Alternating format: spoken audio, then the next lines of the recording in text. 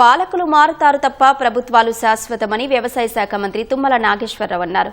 ప్రజా సొమ్ముతో కట్టింది ఏదైనా అది వారి ఖాతాలోకే వెళ్తుందని స్పష్టం చేశారు.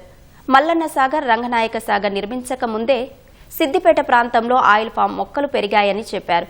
నాయకులు స్థాయికి తగినట్లుగా మాట్లాడాలని మాజీ మంత్రి హరీష్ రావును ఉద్దేశించి చురకలంటించారు.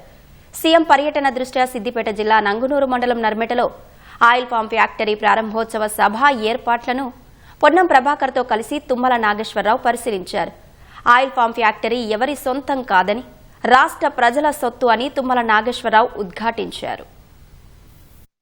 16 నెలల్లోనే పూర్తి చేసినటువంటి ఫ్యాక్టరీ భారతదేశంలో కూడా ఇదే మొట్టమొదటి ప్రాజెక్ట్. తోటలో పామ్ ఆయిల్ గెల తీసుకుంటే ప్యాక్ చేసి విజయ బ్రాండ్ ద్వారా ఇంటికి వెళ్ళేది కూడా ఇక్కడే ఏర్పాటు చేస్తాం.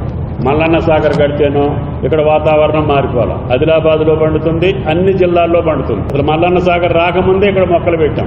నీది నాది అని ఉండదు. పాలకులు మారుతాం కానీ ప్రభుత్వం సేమ్ ఉంటుంది. ఇది మొత్తం ప్రజలది, ప్రజా సొమ్ముతోటి తయారైంది. ఎల్లంపల్లి లేకుండా నీకు కాళేశ్వరం సాధ్యం కాదు. ప్రజల అవసరాలు తీర్చేది మన బాధ్యత పాలకులుగా. ఏది పోయినా కూడా ప్రజల ఖాతాలోకి వెళ్ళాలి.